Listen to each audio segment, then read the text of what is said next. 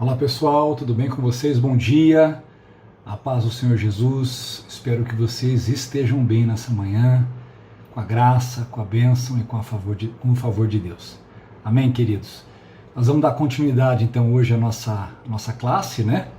Nós estamos aí falando sobre as 7 igrejas, estamos aí em Apocalipse, capítulo 2, começamos semana passada a falar sobre a igreja de Éfeso, e hoje nós vamos dar continuidade e fechar aquilo que o Senhor, por intermédio de João, escreve àquela igreja, e vamos entender, né, o que tudo isso tem a ver com a gente aqui. Mas antes eu quero fazer uma oração com você, a gente colocar esse tempo, né, preparar o nosso coração para ouvir e para receber da parte do Senhor. Amém? Feche os seus olhos, vamos orar. Senhor, Pai querido e amado Deus, graças te damos nessa manhã pelo privilégio de estudar a Tua palavra, Senhor. Colocamos diante do Senhor a nossa vida e rogamos que da parte do Senhor possamos receber discernimento, sabedoria e entendimento, Senhor, para que possamos avançar e possamos, Senhor, fazer a Tua vontade na nossa vida e possamos, como igreja, como corpo de Cristo, viver os nossos dias, Senhor, atentos a tudo aquilo que a Tua palavra nos mostra, nos revela e nos exorta a viver, a fazer e a crer. Assim, Senhor, capacita-nos nesse estudo, oramos, pedimos e graças te damos em nome de Jesus. Amém e amém. Amém, queridos? Vamos lá. Na semana passada nós paramos ali no versículo, fomos até o versículo 3, onde o Senhor fala ali através de João, né, escrevendo através de João, dizendo que ele conhecia, né, a igreja de Éfeso. Ele se revela ali como aquele que anda no meio dos 7 candeeiros de ouro, e ele fala: conheço as tuas obras, e a partir daí ele descreve, né, dizendo que ele conhecia o trabalho, né, de Éfeso, ou seja, era uma igreja de boas obras. Ele fala da perseverança que havia naqueles irmãos, que perseveravam na fé, que perseveravam em fazer a vontade de Deus, em obedecer à palavra de Deus, não importando muitas vezes o quão difícil isso fosse, tá? Ele também fala que ele reconhece que aquela igreja, eles não toleravam os maus, né? Ou seja, não havia uma tolerância com aqueles que viviam de forma errada, de forma enganosa. Havia um posicionamento muito claro da igreja em relação a isso, tá? Ele fala de uma igreja que quando passava quando era testada, né, ele usa, ele fala: tens perseverança e por causa do meu nome sofreste. Ou seja, uma igreja que foi testada, foi provada, né, sofreu por amor ao nome do Senhor, e eles se mantiveram fiéis, e o Senhor fala que eles não desfaleceram, né, ou seja, eles não se deixaram abater. E aí eu disse na semana passada, só para a gente fazer uma conexão com a continuidade hoje, que tudo isso que ele colocou vale muito para nós e vale muito para o momento que nós vivemos hoje, né? Lembrando que a proposta das 7 cartas tem muito mais a ver com o nosso tempo do que aquele tempo, apesar que a igreja existiu ali, essas igrejas existiram, receberam essas cartas, elas tiveram um papel. Mas lembrando que nós estamos dentro do livro de Apocalipse, o livro que trata do período final das coisas, um período de tribulação. Nós estamos exatamente, talvez hoje, muito mais dentro do que aquilo que o Apocalipse apresenta do que, de fato, a igreja por volta de 2000 anos atrás, um pouco menos. Ok? Então, só para a gente entender que esse zelo que o Senhor reconhece na igreja de Éfeso, eu vejo que é um zelo necessário, importante para os dias de hoje. Por quê? Porque assim como o Senhor coloca as dificuldades, né, para as igrejas naquela época, isso vale para os dias de hoje. Nós vivemos hoje um tempo de muito engano, né? Quando você lê, você pega esse texto e você vai, por exemplo, para Mateus 24, a partir do versículo 10, que é onde eu creio que nós estamos hoje, que é o momento em que a igreja se encontra hoje, né? Não é mais o momento das primeiras dores, mas nós já estamos com as dores bem avançadas, as dores do parto estão cada vez mais avançadas, e logo, né, esse tempo final ele vai chegar. Mas Jesus fala lá em Mateus 24, no versículo 10, justamente trazendo esse alerta. Eu vou até abrir aqui na minha Bíblia, dizendo que nesse tempo muitos se escandalizarão, trair-se-ão mutuamente e se odiarão uns aos outros. Surgirão muitos falsos profetas e enganarão a muitos. Então, o que Jesus está dizendo, fazendo um link com o texto, né? Pegando o que o Senhor fala para a igreja de Éfeso e pela postura que a igreja de Éfeso tinha, né? De zelosa. E por que ela era zelosa? Porque ela encontrava, na verdade, uma realidade completamente diferente. E só existe zelo, só existe um posicionamento quando você encontra uma realidade desfavorável. Senão, não há por que você, né, sofrer por amor do meu nome, né, ser zeloso. Na verdade, você estaria em um ambiente propício, você seria igual a todo mundo. E aí, se há esse tipo de colocação, é justamente porque a igreja precisava ser diferente. E o Senhor reconhece que havia isso. Então, quando você linka isso com Mateus 24, o que fica muito claro, né? Que é um período de escândalos. E nós estamos vendo, né, um período de escândalos aí. Não só, nem digo escândalos no mundo, porque as pessoas cada vez mais fazem as coisas e não têm vergonha do que estão fazendo, e cada vez mais nós temos um mundo que está balizando vários tipos de comportamentos. Mas os escândalos têm a ver com a igreja, né? Escândalos daqueles que deveriam ter uma atitude, que deveriam ter uma posição, ou que dizem professar algo, como no caso, né, dizemos que professamos a Cristo, que somos seguidores dele, e muitas vezes é através de nós que os escândalos acabam vindo, né? Aí ele fala de traição, né?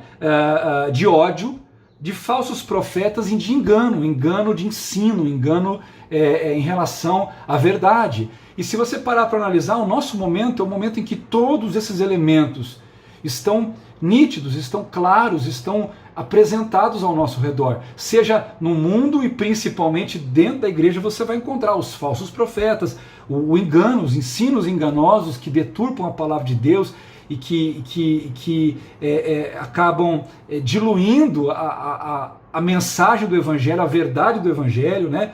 O ódio, nós estamos vendo aí todo um ódio, que não é apenas um ódio, né? O Senhor fala no versículo anterior, no versículo 9, de uma época que o mundo nos odiaria porque odiaria Cristo, mas depois ele fala de ódio de novo, e ele fala ódio de uns para com os outros.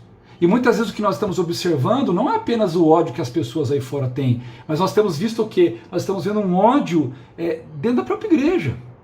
Né? Nós estamos vendo hoje um tempo de irmãos brigando com irmãos, por causa muitas vezes de posicionamentos diferentes. Essa semana, ou já faz um tempo na verdade, mas essa semana também aconteceu isso, semana que passou agora, a gente viu aí pastores brigando, pastores usando o tempo de televisão, usando o tempo de internet para atacar uns aos outros, um movimento cristão atacando outro movimento cristão. Então nós estamos vendo esse momento. Eu até compartilhei no meu Facebook um texto que a pastora Laudiceia Mendes, que foi a nossa preletora de casais no ano passado, e vai ser esse ano também, ela publicou um texto interessante dizendo sobre isso. Ela fala, olha, toda crise produz heróis. Se você depois procurar meu perfil lá, ou da igreja, né, você vai achar esse texto. Fala assim, toda crise produz heróis, mas entre os pastores mais famosos do Brasil, até agora ela só produziu brigas. Pastores cessacionistas debochando dos pentecostais, pastores pentecostais com visíveis problemas psicológicos se alimentando de polêmicas, linchamentos públicos, casos de polícia e vinganças pessoais aglutinando escândalos, espólios de ministérios caídos, briga para saber quem é mais bíblico, briga para saber quem é mais santo, briga para saber quem está mais certo, briga para saber quem está mais errado, briga para saber quem é mais profeta, briga para saber quem é mais honesto, briga para saber quem é mais puro, briga para saber quem é mais imoral. E ela continua dizendo assim, briga nas lives, brigas na IGTV, que é do Instagram, brigas no feed, brigas nos comentários, brigas no YouTube. E ela termina lá a postagem dela dizendo assim, toda crise produz heróis. Mas em determinadas esferas do evangelicalismo brasileiro só produziu mais cachorradas. Né? Ela fala, o mundo todo se convulsiona, mas é a igreja que parece estar moribunda. Se a fé de alguém estiver adoecendo perto de você, seja vacina, não vírus.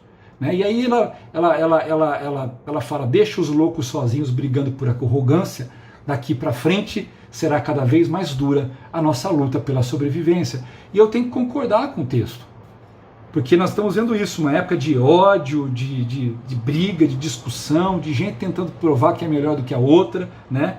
E isso vai vir muito de encontro com o que Jesus fala na sequência. Porque o que nós vamos analisar hoje? Nós vamos trabalhar hoje o que? Na sequência, o que ele vai falar lá em Apocalipse? O que ele diz então para o povo, né? Ele fala tudo isso que ele viu na igreja, e na sequência ele vai dizer assim: tenho, porém, contra ti que deixaste o primeiro amor. Tenho, porém, contra ti que abandonaste o primeiro amor. Ou seja, ele está falando que a igreja saiu de uma posição importante. Apesar dele reconhecer certos comportamentos, certas atitudes, um monte de coisa que aquela igreja mantinha de pé, ele diz, olha, tenho, porém, contra ti. Vocês abandonaram, vocês saíram da posição do primeiro amor. E não sei se vocês lembram, mas na aula passada eu falei o quê? Citei Efésios 5, versículo 2, quando Paulo escreve à igreja de Efésio, que é exatamente esse contexto aqui que nós estamos trabalhando, da igreja de Éfeso, e no versículo 2 do capítulo 5, ele fala sobre o quê? Imitar a Cristo. E quando ele fala de imitar a Cristo, ele fala de andar em amor. Então primeiro ele coloca, Cristo é o modelo. E é um modelo que é vivido, que é andar. Andar significa isso, o seguir, o caminhar, o repetir, o imitar, o viver. Andar é viver. Ele está dizendo, olha, Cristo é o modelo. E se Cristo andou em amor, nós também temos que andar em amor. Né? Então ele fala, olha, Cristo andou em amor, mas vai nos evangelhos. Cristo andou em amor, falou a verdade, Jesus combateu os falsos mestres, Jesus combateu os falsos ensinos. Jesus foi perseverante, Jesus, não precisa nem falar das boas obras de Jesus. Agora, Jesus nunca perdeu o foco. Qual que era o foco de Jesus? O foco de Jesus não era combater os falsos mestres. O foco de Jesus não era combater os falsos ensinos. O foco de Jesus não era a perseverança em si, nem as boas obras. O foco de Jesus era fazer tudo, a razão de tudo era o amor do Pai. Era o amor que ele tinha ao Pai, a relação que ele tinha pelo Pai. O amar a Deus, amar o seu Pai. E por amar o seu Pai, Jesus amava o próximo. Que tem tudo a ver com a mensagem que ele traz quando ele é perguntado. Lá em Mateus 22, a partir do versículo 37, ele é perguntado por um fariseu, que pergunta qual era o maior mandamento. E Jesus vai então dizer, e nós conhecemos essa passagem, o Senhor fala sobre amar a Deus, sobre todas as coisas, né, de todo o coração, todo o entendimento, e amar o próximo como a ti mesmo. Amar o próximo como a ti mesmo. Então você vai encontrar o que? O Senhor trazendo ali, tanto que na sequência, no versículo 40, ele fala assim, disso depende toda a lei e os profetas. Tudo, ele está falando, olha, por mais que existam todos esses parâmetros, né, a essência não está na questão de você fazer tudo isso, ainda que seja importante. A essência está no amor. E vocês abandonaram, vocês saíram desse amor. Tudo depende disso, tudo depende do amor. Né?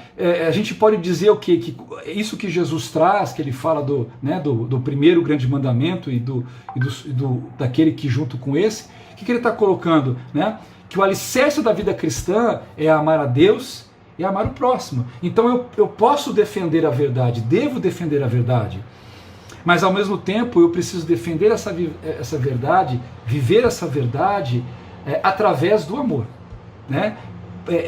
Praticando o amor. Por isso que Paulo, no capítulo 4 de Efésios, ele vai dizer assim, no versículo 15, ele vai dizer assim, antes, seguindo a verdade em amor. Em algum momento da história da igreja de Éfeso, eles estavam lá seguindo a verdade em amor, mas em algum momento eles caíram. Em algum momento eles deixaram de seguir a verdade em amor e mantiveram-se apenas seguindo a verdade. Então, quando eu conecto esses versículos todos, eu começo a entender o que Jesus está denunciando, né? Eles deixaram de seguir a verdade em amor. Jesus reconhece que eles estão preocupados com a verdade, mas Jesus vai denunciar e dizer: olha, vocês caíram, vocês abandonaram o primeiro amor. Ou seja, houve uma perda de foco, tá? Então, a perda do foco está onde? Se eu amo a Deus, se tudo isso que eu estou dizendo que eu faço por amor a Deus, isso tem que se manifestar no meu amor ao próximo. Não tem como eu falar que eu amo a Deus e eu não amo o próximo. Isso não tem lógica. Jesus mostra isso claramente. Assim como também não tem como, né? Se eu não amo o próximo, eu não amo Deus. Porque o próximo eu vejo, Deus eu não vejo, Deus é espírito. Então, se eu não sou capaz de amar o meu próximo, aquele que eu vejo, que eu posso tocar, que eu posso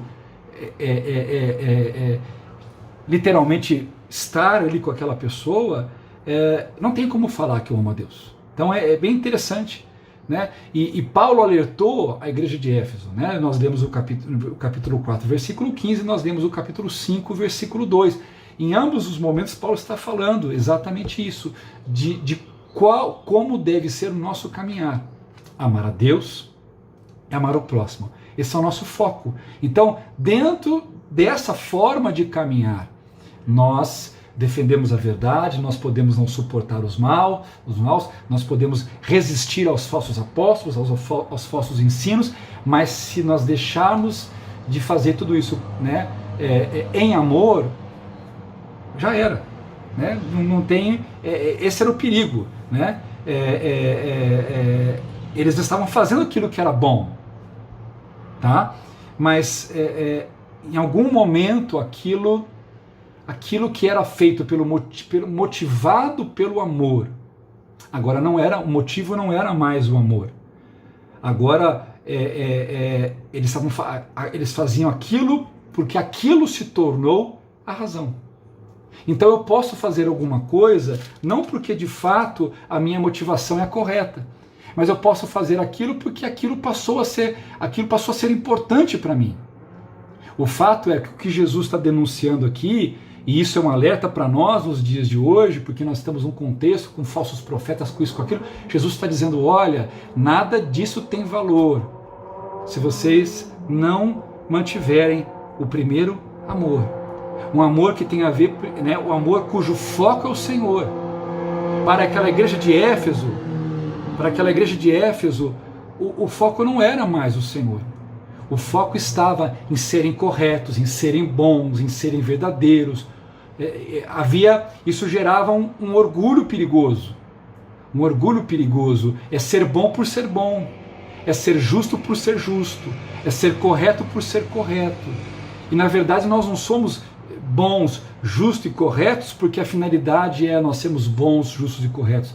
Nós precisamos ser bons, procuramos ser justos e corretos por um único motivo, por causa de Cristo, por amor a Ele. Unicamente por amor a Ele. Então, e você vai encontrar nas Escrituras exatamente quem já havia errado nesse caminho. Né? Se você pegar quando o nosso motivo, quando a razão do que fazemos é o que fazemos em si e não motivados pelo amor a Deus e tudo por causa do amor a Cristo, de amor ao próximo, nós deixamos nos levar e caímos no mesmo erro dos fariseus. O que aconteceu com os fariseus? Os fariseus, em algum momento, eles deixaram de praticar isso, que estava muito claro no judaísmo, e eles passaram a se achar melhor do que os outros, porque faziam isso. Então, porque eles eram zelosos com a lei, zelosos em guardar, zelosos com isso, zelosos com aquilo, eles olhavam para outras pessoas com um ar de superioridade, com uma arrogância, com uma soberba, e Jesus combateu isso. Se você, duas passagens que eu cito como exemplo muito claro, em Lucas 18, a partir do versículo 9 ao versículo 14, você tem um fariseu, Jesus conta ali que um fariseu e um publicano foram até o templo orar. E Jesus mostra claramente a diferença de postura, que enquanto o publicano estava lá, confessando o seu erro, o seu pecado, a sua incapacidade, a sua condição de pecador, o fariseu não. O fariseu estava se engrandecendo, se justificando. Senhor, eu não sou como ele, eu não faço o que ele faz. Ou seja, havia um orgulho, havia uma soberba. Por quê? Porque a razão agora da conduta daquele fariseu não é porque de fato ele se revestia da graça de Deus e o que ele fazia por amor a Deus, porque a graça de Deus o movia a isso. Mas na verdade havia agora um orgulho, havia uma sensação de que ele era bom, de que aquilo que ele fazia dava a ele um aval de se sentir melhor, superior. É igual quando Jesus, depois no próprio capítulo 23, Jesus vai, ali quando ele fala dos ai de vós escribas, ai de vós fariseus, no capítulo 23, no versículo 23, ele fala isso. Ele fala ali para os fariseus, vocês dão o dízimo da hortelã, do cominho, disso, daquilo. Jesus fala, mas vocês não têm misericórdia. Uma das coisas que ele cita é que vocês não têm misericórdia. Misericórdia tem a ver com amor, em amar, em se compadecer. Misericórdia significa eu me identifico com o outro, porque eu vejo a miséria que ele está. Então Deus é misericordioso porque em Cristo Jesus ele se identificou com a nossa condição de miséria e quis o quê? Nos tirar dessa condição de miséria. Então ele se moveu num gesto de amor, por amor a nós. Por amor a nós. Antes que fizéssemos qualquer coisa, é o que Paulo vai dizer isso em Romanos. Paulo fala que Cristo nos amou e se entregou por nós, morrendo por nós, quando ainda éramos inimigos de Deus. Ou seja, não foi nada que nós fizemos, foi um gesto de amor. Um amor que havia entre a Trindade e que agora é estendido ao homem, como graça de Deus. Então, queridos, esses dois textos eu cito para exemplificar o que Jesus está tratando aqui. Né? E cito esse texto da Laodiceia para exemplificar como o amor está se esvaindo, né? Como não apenas do mundo por causa da iniquidade, mas também da igreja. E no momento agora que a igreja deveria ser um ponto tremendo, um instrumento de cura para essa nação, a igreja mostra-se extremamente enferma e muitas vezes ela é motivo de escândalo para essa sociedade, tá? Então, quando eu entendo isso, quando eu entendo esse contexto, eu entendo o versículo 5. Tá? Eu entendo essa palavra de Jesus, que não é uma palavra muito fácil, que não é uma palavra muito agradável, porque, deixa eu só abrir aqui no meu, estou acompanhando aqui, porque Jesus fala assim, né? Depois que ele fala, contra ti tenho por isso, você abandonou o seu primeiro amor, e na sequência, no versículo 5, ele vai dizer assim, lembra-te de onde caíste, arrependa-te e pratica as obras que praticava no princípio, as primeiras obras. Se não se arrepender, virei a você, tirarei o seu candelabro do seu lugar. Então Jesus, quando eu entendo esse contexto todo, essa questão do que aconteceu com os fariseus e que agora é um alerta para a igreja, nesse tempo de tribulação, nesse tempo que está chegando da iniquidade, da traição, do ódio ao amor do Senhor, a igreja tem que estar atenta para que ela não se torne hipócrita, para que ela não se torne tão zelosa da verdade, disso, aquilo, mas ela fale em amar. Ela fale porque ela saiu da posição dela, abandonou. Ela ficou com a verdade pela verdade e não a verdade em amor. Então, quando eu entendo isso, eu entendo a palavra dura que Jesus traz. Aí Jesus fala 3 coisas aqui. Ele fala, lembra-te de onde caíste. Ele diz aqui, arrepende-te.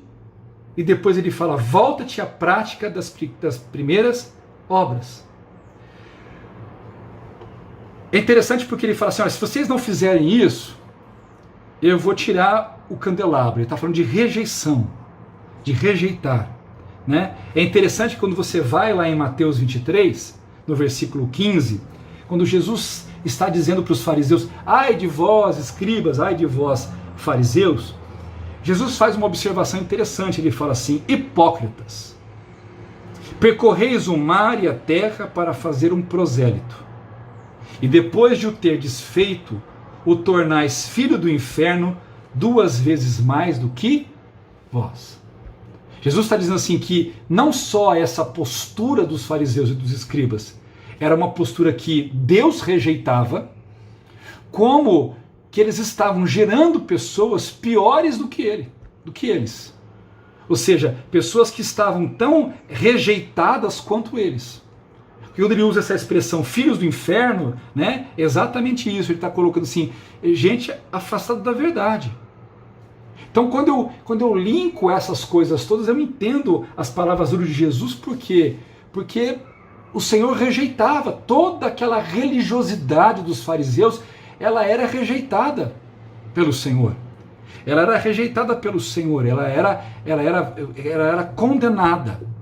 E agora o Senhor está dizendo, olha, se vocês não mudarem isto, se vocês se mantiverem nisso, eu vou tirar o candelabro, é rejeição.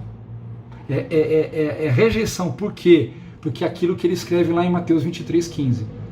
Porque não só vocês estão rejeitados, como estão gerando gente 2 vezes mais, né?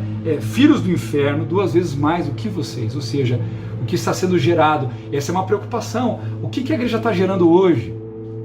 Vamos parar para pensar, o que as igrejas geram hoje? Nós geramos discípulos ou nós geramos filhos do inferno? Porque os fariseus estavam achando que estavam gerando discípulos de Yahvé, discípulos da Adonai, e na verdade Jesus está denunciando, vocês estão gerando filhos do inferno numa condição pior do que a de vocês. Então isso é um alerta para a igreja hoje. Nós temos que estar preocupados em gerar discípulos, gerar pessoas que são levadas a Cristo, não levadas a homens, levadas a Cristo, para que os frutos sejam como os frutos de Cristo, os bons frutos. Amém, queridos? Espero que esteja dando para a gente trabalhar com clareza aqui. Então há uma rejeição, né, que ele fala. Então, se vocês precisam voltar para a verdade, mas não aquela verdade do corretinho. A verdade que está construída tendo como base, alicerce, o amor de Deus. Então vamos em frente aqui, voltando aqui para Apocalipse 2, né? Aí ele fala, e removerei do seu lugar o seu candeeiro, se vocês não se arrepender. Eu vou mandar para vocês um vídeo muito bacana, que ele chama Lições de Guardanapo.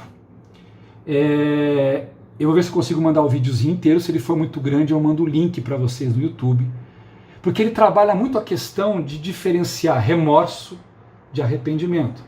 Não sei se vocês repararam, as palavras de Jesus são palavras de arrependimento. Arrepende-te. O arrependimento, né, é diferente de remorso. É aquilo que depois Paulo escreve para Timóteo, ele vai dizer sobre o arrependimento da carne e o arrependimento do espírito.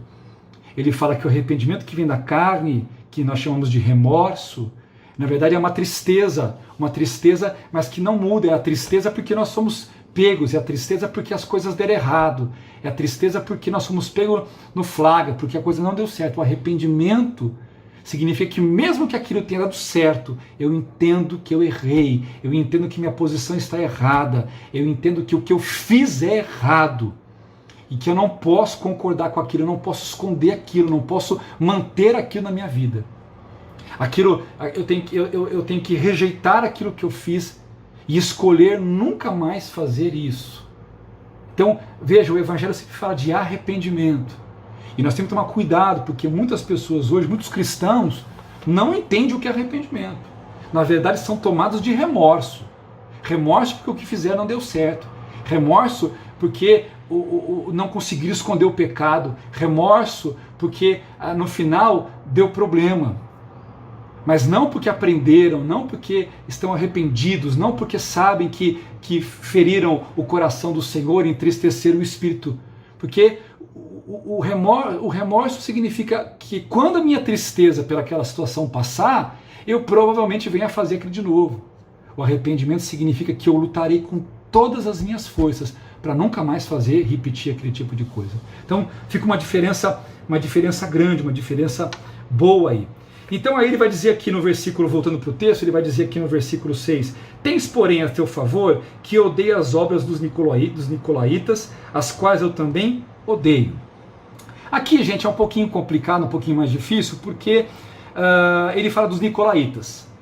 Vocês vão perceber mais para frente, aqui dentro das 7 cartas, que depois essa história dos nicolaítas ela vai aparecer aqui na carta para os Efésios, e depois ela aparece também na igreja de Pérgamo. Quando o Senhor foi falar com a igreja de Pérgamo, ele também cita essa questão dos nicolaítas. Tá? O fato é, quem é esse? Se é nicolaítas, provavelmente são seguidores de Nicolau. Há muita especulação sobre quem é esse Nicolau ou esses nicolaítas. Tá? Alguns, isso não é consenso, alguns acreditam que foram seguidores de Nicolau, e esse Nicolau foi um dos 7 diáconos que foram escolhidos para ajudar os apóstolos. Isso está lá em Atos capítulo 6, versículo 5, quando cita os nomes dos diáconos, aparece na Nicolau. Agora, acredita-se também que essa questão de Nicolau tem a ver com o problema de idolatria e imoralidade sexual. Por quê? Porque quando ele é citado na vizinha Pérgamo, na igreja de Pérgamo, ele é citado junto com a doutrina de Balaão. A doutrina de Balaão envolve idolatria e imoralidade.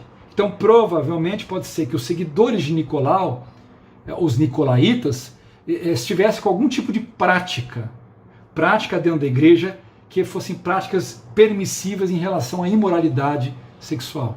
Gente, nos dias de hoje não é diferente. Nós temos ainda os nicolaítas? Sim, não com esse nome mais, mas temos. Se você procurar hoje, você vai encontrar. Hoje, um dos grandes problemas da igreja, gente, você tem hoje, além de questão de adultério, problemas na igreja hoje seríssimos com pessoas tendo relacionamento sexual solteiras, achando normal, crente que acha normal. As pessoas estão vivendo ali, né, dormindo umas com as outras, fora do casamento. Então nós temos o adultério no casamento, nós temos, na verdade, a fornicação entre os solteiros, nós temos hoje a questão relacionamentos de homossexualidade, moralidade com homossexualidade dentro da igreja. Nós temos hoje também problemas com a questão de pornografia dentro da igreja, entre homens e mulheres, pornografia em tudo, desde de adolescente, jovem, adultos, solteiros, casados, pastores, líderes, homens e mulheres. Hoje há uma quantidade enorme com problemas desse de imoralidade. Então, sem falar daqueles que defendem isso. Se você procurar hoje, por exemplo, no Facebook, você acha grupos que se dizem cristãos, de gente que acha natural a prática do sexo, de gente que acha normal, acha correta a pornografia, e você tem hoje até atriz pornô que se diz cristã. Esse é o nível. Então, isso é a doutrina de Nicolaíta. É que esse nome não existe mais, mas a essência do comportamento continua o mesmo. Tá? Então ele vai dizer, tenho a favor o quê? De que vocês não comungam com esse tipo de coisa. Tá? Depois, o versículo 7, ele vai dizer assim: quem tem ouvidos, ouça o que diz o Espírito, o que o Espírito diz às igrejas. Ao que vencer, dar-lhe-ei a comer da árvore da vida que está no paraíso de Deus. Então, no final aqui, há uma promessa, tá? Ele está chamando a igreja a um posicionamento, ele está chamando a igreja a assumir. Ele fala, lembra-te de onde caíste, né? Ou seja, aonde foi que isso começou a desmoronar?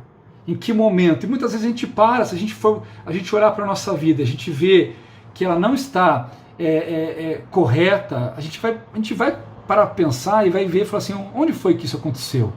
Quando foi que isso foi se perdendo na minha vida? Talvez você não lembre o dia, mas talvez você vai lembrar que foi em um certo momento, uma certa fase, que foi aquela fase, que aquele fervor, que aquele amor, que isso foi se perdendo e outras coisas foram entrando e você foi deixando. Então ele fala, lembra-te que você caiu e arrepende-te. E aí ele fala, então, aquele que tem ouvidos ouça. Então lembra que essa ideia, essa expressão, Jesus usou muito ela, né?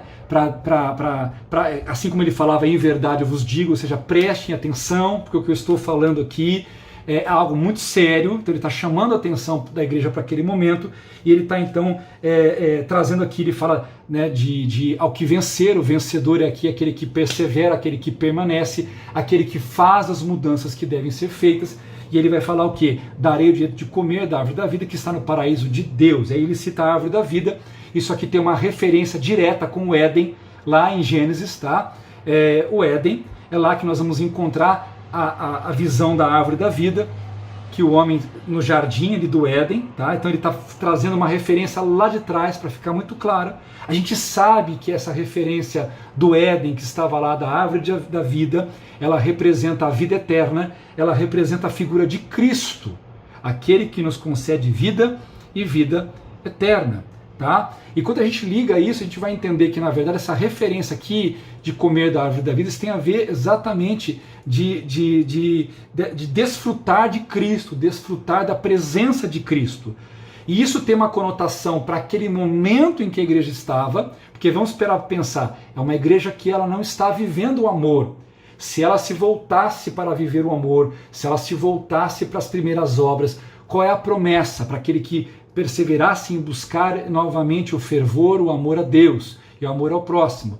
Ele ia experimentar do próprio Cristo. O próprio Cristo é o amor. Então há uma ênfase nessa mensagem que tinha a ver de uma restauração espiritual do amor de Deus naquela igreja, que adentrava aquilo, adentrando para a própria eternidade. Tá? Então isso é interessante. Por quê? Porque ali é a própria figura de desfrutar de Cristo, é um galardão, é um recebimento, tá?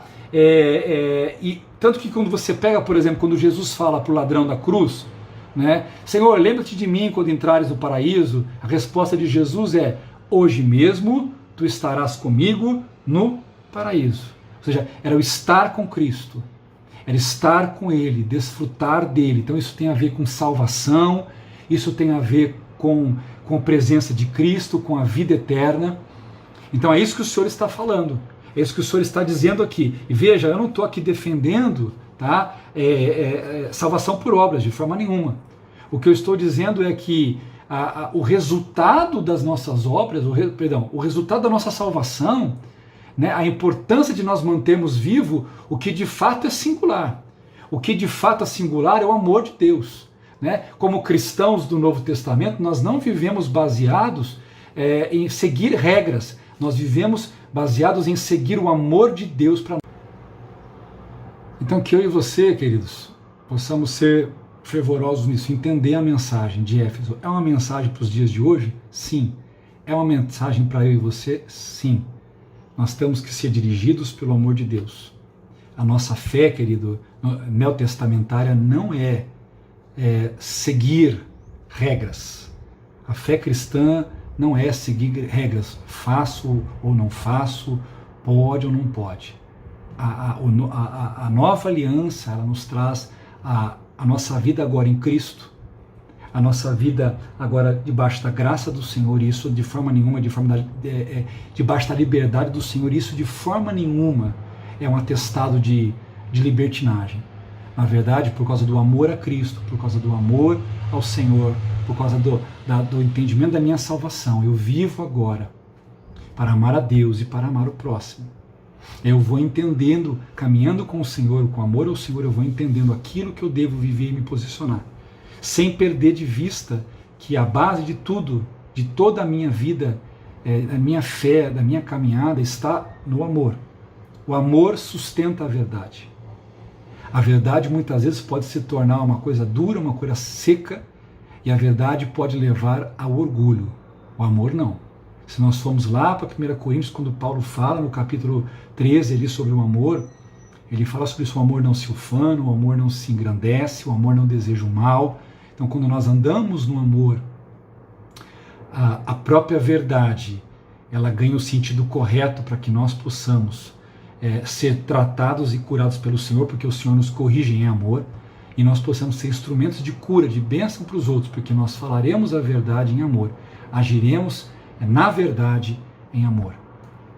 Isso foi o alerta que o Senhor trouxe para a igreja de Éfeso, e isso é um alerta para nós, para que eu e você, a gente não venha de forma nenhuma, em momento algum, achar porque nós fazemos isso, porque nós somos zelosos, porque nós queremos andar na verdade, porque nós isso, nós aquilo. Isso não vira um orgulho, isso não vira uma soberba, isso não nos faça olhar com olhos de superioridade para as pessoas, porque nós não fazemos coisas que as pessoas fazem, porque nós não vivemos da maneira como as pessoas vivem. E o Senhor fala, lembra-te do primeiro amor.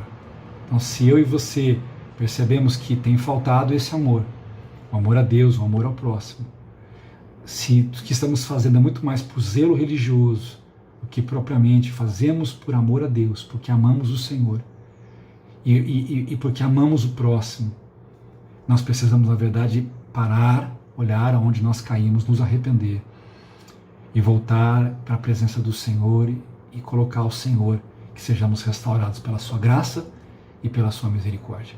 Que eu e você possamos ser vencedores. A promessa maravilhosa, comer da árvore da vida. Uma igreja que faltava amor. Tudo o que ela precisava era voltar a se alimentar da fonte de amor. Andar com Cristo também é uma forma de viver no paraíso. Lembrando que a promessa maior é a promessa de que há um paraíso para nós. E eu vejo que o maior paraíso que a gente pode ter não é apenas um lugar cheio de coisas maravilhosas que o Senhor preparou. Mas o maior paraíso que nós podemos ter é o fato de termos o Senhor na nossa vida. Seja em cada um dos nossos dias aqui, e seja todos os dias ainda que nós teremos por toda a eternidade, junto com Cristo nosso Senhor. Que você possa ter sido abençoado com essa aula. Deus abençoe a sua vida, Deus te fortaleça e te capacite. Vamos orar, queridos? Pai, muito obrigado. Obrigado por esse tempo, por esse estudo. Abençoa meus irmãos, que eles possam crescer cada dia mais na presença do Senhor. Eu oro por eles, peço pela vida deles, Senhor, e agradeço ao Senhor por tudo em nome de Jesus. Perguntinhas para a gente falar ali, aqui agora ao final aqui da nossa aula, tá? Eu queria que vocês me citassem como é que nós vamos fazer, gente, no privado, tá? Não vamos colocar isso no grupo, porque muita gente fala, um ouve a resposta do outro e muitas vezes não aprende. Então eu quero que vocês mandem a resposta para mim no privado. O Alessandro deu essa sugestão, eu achei muito boa, nós vamos fazer assim. Combinado, queridos? Perguntinha para nós aqui, qual foram as 3 coisas que Jesus colocou para a restauração da igreja de Éfeso? Quais foram as 3 coisas que o Senhor orienta que eles fizessem para a restauração deles? Ok? Essa é uma. A segunda o que significa abandonar o primeiro amor? O que você entendeu quando Jesus fala, tenho contra ti que abandonaste, que perdeste o primeiro amor? Ok?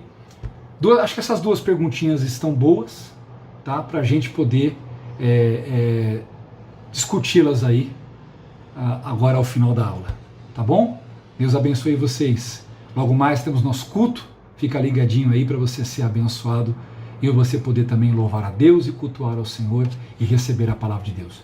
Deus te abençoe, em nome de Jesus. Amém.